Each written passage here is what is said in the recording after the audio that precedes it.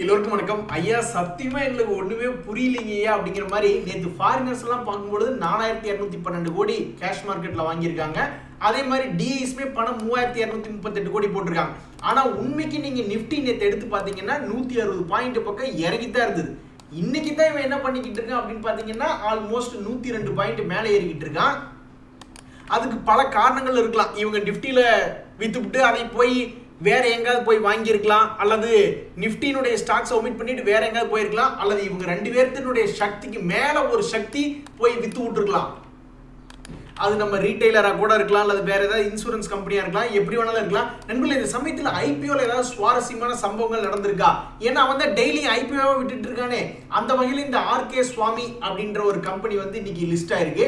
அவன் தண்டம் அப்படின்ற மாதிரி தான் ஆயிருக்கு. இந்த ஆர்கே சுவாமியினுடைய ஷேர் பிரைஸ் என்ன பர்சன்டேஜ்ல கெயின் வந்திருக்குன்னா வெறும் 2% கெயின் காட்டுறான்.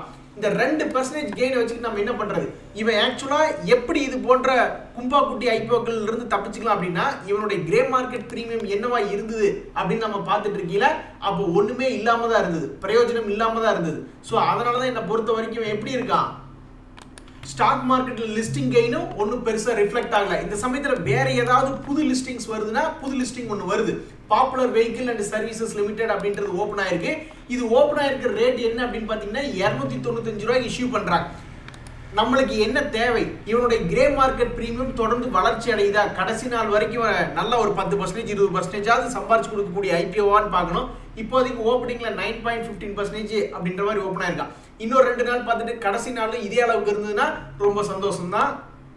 நண்பர்களே, நம்ம மனசுல பட்ட மல்டி பேக்கர்ஸை வந்து நம்ம ஒரு வாட்ச் லிஸ்ட் மாதிரி கிரியேட் பண்ணலாம். ஓகே, நம்ம திருப்பூர் புல் சப்ஸ்கிரைபர்களுடைய மல்டி பேக்கர் வாட்ச் லிஸ்ட் அப்படின்ட்டு ஒரு உதாரணத்துக்கு இப்போ யாருக்காவது மனசுல தோணலாம், ஒருவேளை இந்த டாடா பவர் ஆல்ரெடி இவன் 200 ரூபாய் இருந்தா இப்போ 400 ரூபாய் வந்துட்டான். ஸோ எதிர்காலத்தில் இவன் 1000 ரூபாய் கூட வரலாம், அல்லது மறுபடியும் 400 ரூபாயிலிருந்து திரும்பி 200 ரூபாய் வந்துட்டு திரும்பி 200 ரூபாயிலிருந்து 400 ரூபாய் போச்சுன்னா அது ஃபர்ஸ்ட் வாங்கினது லாஸா இருக்கலாம், பட் செகண்ட் வாங்கினது மல்டி பேக்கர் ஆகிறதுக்கு வாய்ப்பு இருக்குல்ல, 2 பேக்கர் 3 பேக்கர்னு போறதுக்கு வாய்ப்பு இருக்கு. ஸோ அது மாதிரி உங்களுடைய மனசுல யார் மனசுல யாரு அப்படின்ற மாதிரி உங்களுடைய மனசுல ஏதாவது ஒரு ஷேர் 2 ஷேர் கண்டிப்பா இது ஒரு 10 வருஷம் கழிச்சு பார்க்கும்பொழுது 2 மடங்கு 3 மடங்கு மேல ஏறி இருக்குங்க அப்படின்னு தோன்றதை நீங்க பதிவிட்டீங்கன்னா அதை நம்ம ஒரு வாட்ச் லிஸ்ட் மாதிரி போட்டு வச்சுக்கலாம். ஆனா கடவுளே, சவுத் இந்தியன் பேங்க் ஷேர்லாம் வந்து தொடர்ந்து அடி மேல அடியில விழுந்துகிட்டு இருக்கு. நல்லா தான் இருந்தது சவுத் இந்தியன் பேங்க். அவங்க ரைட்ஸ் இஷ்யூ வருது அப்படின்னு சொன்ன உடனே நல்லா ஏகப்பட்ட பேர் பணம் சம்பாதிச்சுட்டாங்க. அதுக்கப்புறம் அந்த ஷேர் வந்து அவனுடைய நியூஸ் எல்லாம் முடிஞ்சதுக்கு அப்புறம் அவன் எங்கிருந்து ஆரம்பிச்சானோ அங்கேயே கொண்டு வந்து அவனை விட்டுட்டாங்க. இன்னைக்கு அந்த ரைட்ஸ்னுடைய ரேட் எல்லாம் வெறும் 4.90 ரூபா போய்கிட்டு இருக்கு, 8 ரூபாய்க்கு வந்தது. ஸோ இப்படி ட்ரேட் ஆகி கொண்டு இருக்கக்கூடிய இந்த ஆர்இனுடைய கடைசி நாள் எப்போ அப்படின்னா மார்ச் 14க்குள்ள அதனுடைய ட்ரேடிங் அப்படின்றது நின்றும். ஸோ இந்த டேட் எல்லாம் ஃபாலோ பண்ணுங்க, இல்லைன்னா அந்த ஆர்இ ஒண்ணுமே பிரயோஜனம் இல்லாமல் எக்ஸ்பைரி ஆயிடும். அதே சமயம் நம்ம பஜாஜ் ஆட்டோனுடைய பைபேக் பார்த்துக்கிட்டு இருந்தா அது நாளைக்கு தான் லாஸ்ட் டேட். நீங்க அப்ளை பண்ற மாதிரி இருந்தா அது எதுக்கு லாஸ்ட் டேட் வரைக்கும் வெயிட் பண்ணிட்டு இருக்கீங்க? இன்னைக்கே அப்டேட் பண்ணி விட்டுற வேண்டியதானே. ஸோ நாளையில இருந்து இந்த பஜாஜ் ஆட்டோ பைபேக்கும் இருக்காது. உண்மைக்கு சொல்ல போனா இந்த 2 கார்பரேட் ஆக்ஷனும் அனௌன்ஸ்மெண்ட் பண்ணதுக்கு அப்புறம் நல்ல ஒரு அமௌண்ட் அப்படின்ற சம்பாரிச்சு கொடுத்துருக்கு. சம்பாரிச்சு கொடுத்ததுக்கு அப்புறம் தான் கொஞ்சம் கொஞ்சமா கீழே இறங்கி வந்துட்டு இருக்கான். இந்த சமயத்தில் நம்மளுக்கு ஷேர் மார்க்கெட்ல பல பேருக்கு பல பிரச்சனை இருக்கு. முதல் பிரச்சனை என்ன அப்படின்னு பார்த்தோம்னா, சில பேர் சில இடங்கள்ல லாபம் பண்றாங்க, ஆனா சில இடங்கள்ல நஷ்டம் பண்றாங்க. அப்ப என்ன பண்ணணும்? நம்ம 2-3 இது பண்ணிட்டு இருக்கோம். ஒரு ஸ்விங் ட்ரேடிங் பண்றோம், மியூச்சுவல் ஃபண்ட்ல இன்வெஸ்ட்மெண்ட் பண்றோம், டெரிவேட்டிவ்ஸ் அப்படி இப்படின்னு ஏகப்பட்டது பண்ணிட்டு இருக்கீல. நம்மளுக்கு எந்த இன்ஸ்ட்ருமெண்ட் லாபம் கொடுக்குது? ஆனா மியூச்சுவல் ஃபண்ட் லாபம் கொடுக்குதுன்னா அப்ப மற்ற இடத்துல இருந்து அந்த பணத்தை நம்ம என்ன பண்ணணும்? அதுக்கு அதிகமா நகர்த்துறதுக்கு பார்க்கணும். அல்லது நம்மளுக்கு ஸ்விங் ட்ரேடிங் நல்லா லாபம் வருது, மியூச்சுவல் ஃபண்டை விட நம்மளுக்கு அங்க லாபம் வருது அப்படின்னா அப்ப நம்ம அங்கிருந்து இந்த பக்கம் கொஞ்சம் அப்படி ஃபண்டை வந்து மூவ் பண்ணணும். இந்த மாதிரி நம்ம பண்ணோம்னா நம்மளுடைய ஷேர் மார்க்கெட்ல இருக்கக்கூடிய ப்ராப்ளத்தை டக்குன்னு 5 நிமிஷத்துல முடிச்சு விட்டுறலாம். ஏங்க இது என்ன கஷ்டமா? இப்போ ஒரு உதாரணத்துக்கு எனக்கு மியூச்சுவல் ஃபண்ட்ல நல்ல ஒரு லாபம் 2-3 லட்ச ரூபா லாபம்னு வச்சுங்களேன். அதே ஸ்டாக்ல வந்து எனக்கு லாபம் கம்மியா இருக்குன்னா டக்குன்னு ஏதாவது ஒரு ஸ்டாக்னுடைய ஹோல்டிங் வேல்யூ இதுக்கு மேலே இவன் எங்க ஏற போறான் அப்படின்னு தோணுச்சுன்னா அதை வித்து விட்டுட்டு அது 2 நாள்ல பணம் வரும், டபக்குன்னு எடுத்து இந்த பக்கம் மியூச்சுவல் ஃபண்டுக்கு மாற்றி விட்டுற வேண்டியதான். இதுக்கு எவ்வளவு நேரம் ஆயிரம் போகுது?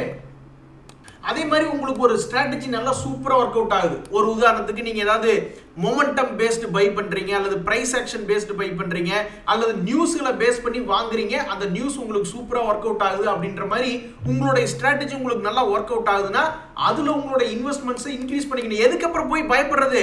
அதை நீங்க பண்றது நீங்க நினைச்சதெல்லாம் நடக்குது. ஷேர் மார்க்கெட்ல நினைச்சதெல்லாம் நடந்தா காசு தான். இது மேலே ஏறு நினைக்கிறீங்க நடந்துருது, இது இறங்கு நினைக்கிறீங்க நடந்துருது அப்படின்னு நீங்க நினைக்கிறதெல்லாம் ஷேர் மார்க்கெட் நடந்ததுன்னா அப்புறம் அதுல காசு தான். தான். அப்புறம் என்னத்துக்கு போய் எல்லாமே தெரிஞ்சதுக்கு அப்புறம் நீங்க கொஞ்சமா 5 ரூபாய்க்கு 2 ரூபாய்க்கு வாங்கிட்டு இருக்கிறது? அப்ப போய் அடிச்சு ஆட வேண்டியதான். ஒரு நீங்க எந்த ஸ்ட்ராட்டஜி உங்களுக்கு நல்ல லாபகரமா இருக்கோ அதுல கொஞ்சமா இன்க்ரீஸ் பண்ண வேண்டியதான் இன்வெஸ்ட்மெண்ட்ஸை. இல்லைங்க, சத்தியமா ஷேர் மார்க்கெட் எனக்கு லாபமே கொடுக்கல. நான் 4-5 வருஷமா ஷேர் மார்க்கெட்ல இருக்கேன்.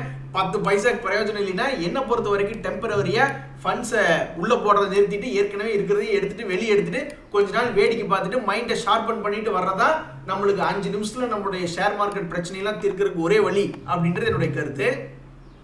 உங்களை ஷேர் மார்க்கெட்ல ரொம்ப முக்கியமான ஷேர் தான் இந்த ஐடிசி. இந்த ஐடிசி வந்து இன்னைக்கு 1.5% பக்கம் இறங்கியிருக்கான்.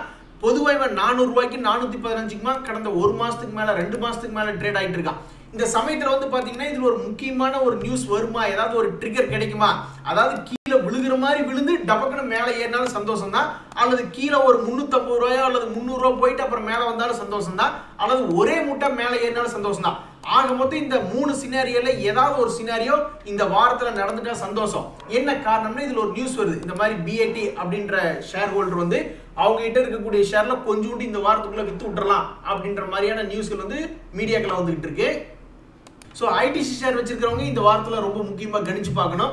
அதே மாதிரி இந்த யுனைடெட் ப்ரூவரிஸ் அப்படின்ற ஷேர் உங்க மனசுல என்ன தோணுது? அதாவது இப்போ லேட்டஸ்ட் ஹைல இருந்து ஒரு 10% தான் கீழே இறங்கியிருக்கான், ஒரு 20% இறங்கியிருக்கான், அல்லது ஒரு 40% இறங்கியிருக்கான். ஒரு ஃபிபனோக்கி படி ஏதாவது ஒரு ரீட்ரேஸ்மெண்ட் வருது அப்படின்ற மாதிரி நம்ம கணிச்சு பார்க்கலாம். பட் இப்போதைக்கு 10% இறங்கியிருக்கான்.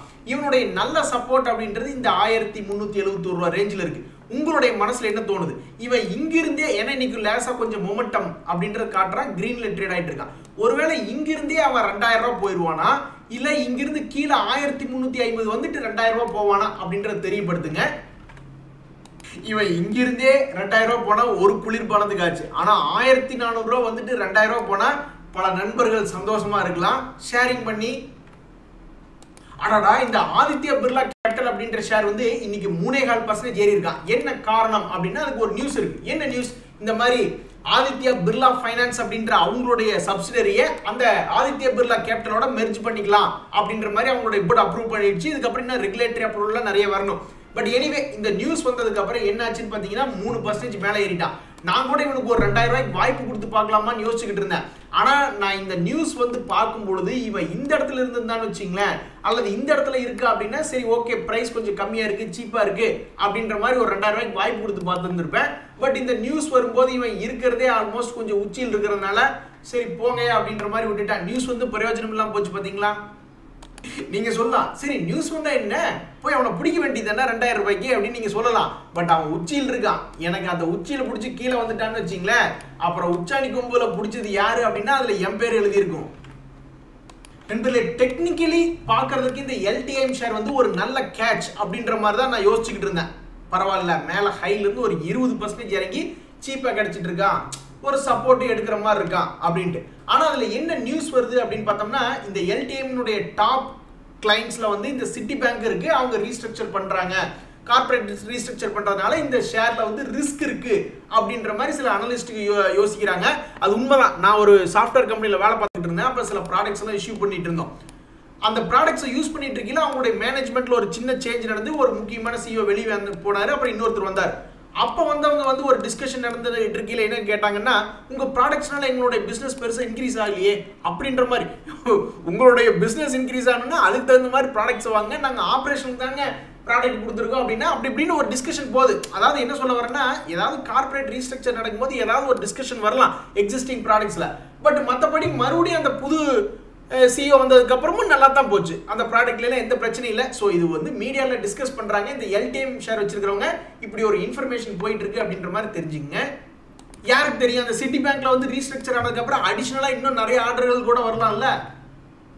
இந்த துவார்கேஷ் சுகர்ல வந்து பைபேக் கிடைக்குது. சமீபத்தில் வந்து 105 ரூபாய்க்கு நாங்கள் திருப்பி வாங்கிக்கிறோம், இது ஒரு டெண்டர் ரூட் அப்படின்றாங்க. அது அக்செப்டன்ஸ் ரேஷியோ இப்போ 10 ஷேர் நம்ம அப்ளை பண்ணுறோம், அது 10மே வாங்கிக்கிறாங்களா இல்லை 1 வாங்குறாங்களா 2 வாங்குறாங்களா அப்படின்ட்டு நம்மளுக்கு தெரியல. பட் இந்த பைபேக் நியூஸ் அப்படின்றது ஒன்று இருக்கு. அது போக இந்த ஸ்டாக் வந்து ஆக்சுவலாக ஒரு சப்போர்ட் லெவலில் தான் இருக்கான். ஸோ ஒன்றா இது இல்லைன்னா அது அப்படின்ற மாதிரி ஏதாவது ஒரு வகையில் ஒரு 10% to 20% சம்பாரிச்சு கொடுத்தா சந்தோஷம் தான். நான் இந்த சமயத்தில் இதெல்லாம் நோட் பண்ணி வச்சுக்கணும் அப்படின்ற மாதிரி இந்த துவார்கேஸ் அப்படின்ற நோட் பண்ணி வச்சுக்கணும்னு பார்க்குறேன். இப்படிதான் சம்பல் ஃபெர்ட் அப்படின்றது 379 ரூபா இருக்கும்போது ஒரு பைபேக் ஆஃபர் வந்தது. 450 ரூபாய்க்கு நான் 20 ஷேர் வாங்கினா அதில் 4 ஷேர் திருப்பி வாங்கிட்டாங்க. இந்த சம்பல் ஃபெர்ட் மறுபடியும் எப்படா ஒரு 379 ரூபா ஒரு கழட்டி ஒன்றுன்னு பார்த்துக்கிட்டு இருக்கேன். பஜாஜ் ஆட்டோ 7243 ரூபா இருக்கும்போது அந்த நியூஸ் வந்துச்சு. இப்போ 8500 ரூபா, அதுலேயும் ஒரு ஷேருக்கு ஒரு 1000 ரூபாய் லாபம் அப்படின்றது வந்தது. கனரா பேங்க் 546 ரூபா இருக்கும்போது ஸ்பிளிட்டுக்கு ஏதோ ஒரு ரைட்ஸ் ஸ்பிளிட்டுக்கு ஏதோ அனௌன்ஸ்மெண்ட் பண்ணாங்கன்னு நினைக்கிறேன். இப்போ அவன் 581ல ட்ரேட் ஆகிட்டு இருக்கான். கேசவரம் இண்டஸ்ட்ரி 160 ரேஞ்சில் ஏதோ ஒரு இன்ஃபர்மேஷன் வந்துச்சு, அது இன்னும் அதே ரேட்டில் தான் இருக்கு. சவுத் இந்தியன் பேங்க் தாங்க 27 ரூபாயில ஒரு அனௌன்ஸ்மெண்ட் வந்துச்சு. நல்லா அருமையா 2-3 அரிசி மூட்டை சம்பாரிச்சு கொடுத்தான். இந்த சலசார் அப்படின்றவனும் ப்ராஃபிட் சம்பாரிச்சு கொடுத்துருக்கான். 16.65 இருக்கும்போது ஒரு இன்ஃபர்மேஷன் வந்துச்சு. இப்போ அது ஒரு 20 ரூபாயில ட்ரேட் ஆகிட்டு இருக்கு. என்எல்சி இந்தியாவில் ஒரு இன்ஃபர்மேஷன் வந்துச்சு. அட பாவி, லாஸ்ட் ட்ரேடர் பிரைஸ் 224 ரூபா போயிட்டான் என்எல்சி. ஆனா பக்கி பையில நேத்து தான் நான் இது ஒரு 217 ரூபாய்க்கு ஆஃபர் ஃபார் சேலுக்கு அப்ளை பண்ணேன். அப்ப இவன் 242 ரூபா இருக்கான். இந்த வாரம் பிரியாணி உறுதிட்டு இருந்தேன். அவன் என்ன இன்னைக்கு ஒரே நாள்ல 8 ரூபாய் இறங்கி விட்டான். சரி ஓகே, எப்படி பார்த்தாலும் ஓஎஃப்எஸ் போட்ட ஷேர் என்ன வந்து சேரல. அப்படி இந்த ஷேர்ல நான் அடுத்தது என்ன பண்றேன் அப்படின்னு பார்த்தோம்னா, இந்த துவார்கே சுகரை ஆட் பண்ணி வச்சுக்கிட்டு இவன் ஒரு பிரியாணி தர்றானா அப்படின்றத பாக்குறதா என் வேலை. நண்பர்கள், இந்த பிஎஸ்பி ப்ராஜெக்ட்ஸ் யாராவது வச்சிருக்கீங்களா? ஆல்மோஸ்ட் 25% நீங்க நஷ்டத்தில் இருப்பீங்க. 850 ரூபாயெல்லாம் போனாவே இப்போ 650 ரூபா. ஸோ 25% நஷ்டத்தில் இருப்பீங்க. இப்போ இவனுக்கு ஒரு நல்ல நியூஸ் அப்படின்றது வருது. என்ன அப்படின்னா, அவனுக்கு ஒரு 410 கோடி சம்பந்தப்பட்ட ஒரு ஆர்டர் கிடைச்சிருக்கு அப்படின்ட்டு. இந்த நியூஸை வச்சுக்கிட்டு ஒரு 10% அல்லது ஒரு 5% மேலே இருந்தா கூட இந்த நியூஸுக்கு ஒரு மரியாதை. அதே மாதிரி இந்த அனுப்பும் ரசாயனம் அப்படின்ற ஷேர் வந்து அப்படியே விளையாட்டு காமிச்சிட்டு இருக்கான். இந்த மாதிரி ட்ரேட் ஆகிட்டு இருக்கான். ஸோ இந்த விளையாட்டு பிள்ளை தன்னுடைய விளையாட்டெல்லாம் விட்டுக்கிட்டு, ஏற்கனவே இவனை நம்ம 911 ரூபாயில பார்த்தோம், 1100 ரூபா வரைக்கும் போனா. அப்புறம் என்ன நினைச்சான்னா கீழே 800 ரூபா வரைக்கும் வந்துட்டான். மறுபடியும் 800 ரூபாயிலிருந்து 936 போயிருக்கான். ஸோ இந்த இடத்துல என்ன ஆகுது அப்படின்னு பார்த்தீங்கன்னா, மறுபடியும் இன்னொரு முறை பிரேக் அவுட் அப்படின்றது ஆகுது. ஸோ இந்த பிரேக் அவுட் அவன் சக்சஸ்ஃபுல் பண்றான் அப்படின்னா, அவனுடைய பழைய ரேட் 1100 வந்தாலும் சந்தோஷம் தான், 1237 வந்தாலும் சந்தோஷம் தான், அதுக்கு மேலே போனாலும் சந்தோஷம் தான். ஸோ ஒரு விளையாட்டு பிள்ளையா இருக்கான். இந்த பிரேக் அவுட் எப்படி வேலை செய்யுது அப்படின்றது பொறுத்து இருந்து தான் பார்க்கணும். ஷேர் மார்க்கெட்ல எத்தனையோ ஷேர்களை பார்த்துருக்கோம். ஆனால் ஃபாரினர்ஸ் நம்மளுடைய டொமஸ்டிக் இன்ஸ்டிடியூஷனல் இன்வெஸ்டர்ஸ்க்குமே சவால் விடக்கூடிய ஒரு மிகப்பெரிய கும்பா குட்டி தான் இந்த தாத்வா சின்டான் பார்மா. என்ன காரணம் அப்படின்னா, இவன்லாம் 3000 ரூபாயிலிருந்து இறங்குறான். இப்போ 1229 ரூபாயில வந்து கொஞ்சம் லேசா ஒரு 2-3 நாளா சப்போர்ட் எடுத்து ட்ரேட் ஆகிட்டு இருக்கான். இப்படி சப்போர்ட் எடுத்து ட்ரேட் ஆகிட்டு இருந்தாலும் இந்த கம்பெனி ஏன் ஒரு மிகப்பெரிய ஒரு சவால் விடக்கூடிய ஒரு கும்பா குட்டி அப்படின்னு பார்த்தீங்கன்னா, இதில் இருக்கக்கூடிய முதலீட்டாளர்கள் அப்படின்னு பார்த்தீங்கன்னா வேற வழி இல்லாம ஃபாரினர்ஸ் 3% ஹோல்டிங் பண்ணி வச்சிருந்தவங்க 4% இன்க்ரீஸ் பண்ணியிருக்காங்க. அதே மாதிரி டிஐஸ் 8% வச்சிருக்கிறவங்க மேபி ஏவரேஜ் பண்ணி 13% கொண்டு வந்திருக்காங்க. ஸோ இது ஒரு மிகப்பெரிய ஒரு சவாலா இருக்கு ஷேர் மார்க்கெட்டுக்கு. ஆனா உண்மையில பாத்தீங்கன்னா இப்படி இருக்கக்கூடாது.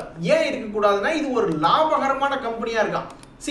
அவன் வந்து சமீபத்தில் பார்த்தீங்கன்னா 3 கோடி 7 கோடி 9 கோடி அவனுடைய லாபம் குறைஞ்சு கொண்டு வந்துட்டு இருந்தாலும் லாபம் அப்படின்றது ஒன்று பண்ணிக்கிட்டே தான் இருக்கா. அதனால இந்த கம்பெனி வந்து நெட்டுக்கு பார்க்கல லாபத்தில் தான் இருக்கு. நம்ம காரணங்கள் கண்டுபிடிக்கலாம். ஏன் இந்த கம்பெனி இன்னும் வீழ்ச்சி அடைஞ்சிட்டே இருக்குன்னா, ஃபண்டமெண்டலி நம்ம காரணங்கள் கண்டுபிடிக்க முயற்சி பண்ணலாம். இண்டஸ்ட்ரியினுடைய பிஏ 31 இருக்கு, ஆனால் ஸ்டாக் பிஏ 69 இருக்கு. அப்படின்னா இவன்லாம் வந்து இன்னும் 600 ரூபாய்க்கு வரணும் அப்படின்ற மாதிரிலாம் நம்ம யோசிக்கலாம். பட் இருந்தாலும் இப்போதைக்கு டெக்னிக்கலி ஒரு சப்போர்ட் அப்படின்றது வந்து விழுந்திருக்கு. டெக்னிக்கல் ஜெயிக்க போகுதா, ஃபண்டமெண்டல் ஜெயிக்க போகுதா? 1229 ரூபாயிலிருந்து இவன் 600 ரூபா போக போறானா, அல்லது இங்கிருந்து இவன் சப்போர்ட் எடுத்துட்டு 1600 வர போறானா அப்படின்ற மாதிரி ஒரு நிஜத்துக்கும் பொய்யுக்கும் நடக்கக்கூடிய ஒரு யுத்தம் அப்படிங்கிற மாதிரி டெக்னிக்கல் பெருசா ஃபண்டமெண்டல் பெருசா அப்படின்றது வரக்கூடிய நாட்கள்ல தெரிஞ்சிடும். ஆமா, அவன் ஏறினதுக்கு அப்புறமோ அல்லது இறங்கினதுக்கு அப்புறம் தான் அந்த உண்மை அப்புறம் தான் நம்மளுக்கு தெரிய வரும். இப்ப நம்மளுக்கு தெரியாது. இப்ப நம்ம கெஸ் பண்ணி பார்க்க முடியும். இன்றைய தகவல்லாம் உங்களுக்கு உதவியா இருந்ததுன்னா எனக்கு சந்தோஷம் தான். ரொம்ப நன்றி, வணக்கம்.